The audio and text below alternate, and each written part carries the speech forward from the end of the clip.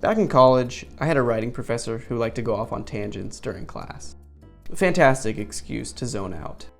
But one day he went on a rant about stand-up comedy and what it's really all about. This was around 1 year after I started doing stand-up. I was like, all right, let's tune in for this one.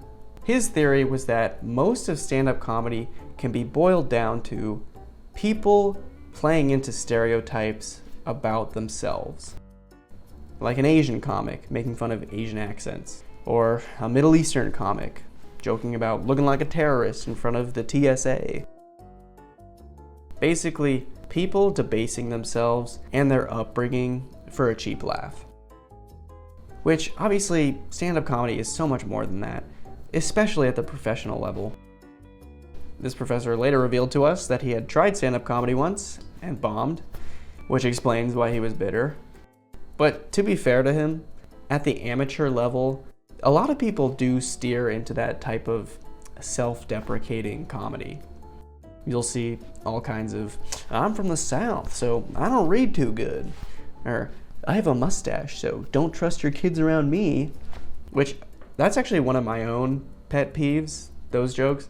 Like, if you think your mustache makes you look creepy, shave the mustache. Nobody's stopping you. The point is, a lot of comics joke about who they are, what they look like, and whatever group identities they claim, myself included. Now, is that a bad thing? Maybe, but we'll get into that later.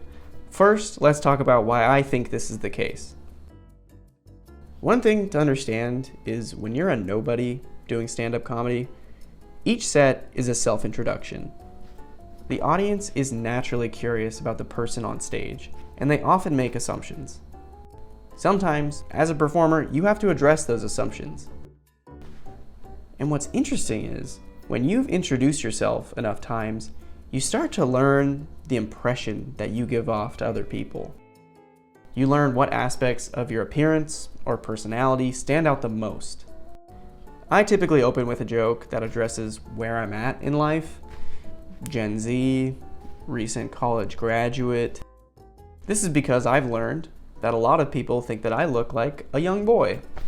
The term babyface tends to get thrown around. I don't see it personally. I think I look like quite the manly man, but I've had enough experiences where people can't move past the fact that I look too young to be in the bar that I'm performing at until I've addressed it. Coming out the gate, talking about politics or sex has failed me in the past. I've learned to get out in front of it now. I recently started working my first job out of college, which was really cool. But something I realized is that bring your child to work days are tough for me because people think I'm the child. The thing about writing stand-up comedy material and why it's different than joking around with friends is that stand-up requires you to build context from scratch. All jokes require some shared understanding to hit well. When you're hanging out with friends, you probably have years of shared references or experiences to pull from and joke about. But in front of an audience of strangers, you take what you can get. You know, you make jokes about airplane food and pray that it's relatable. Making jokes about your appearance or heritage is one very quick way to build context. Self-deprecating humor can also get the audience to let their guards down, because they know that you don't take yourself too seriously.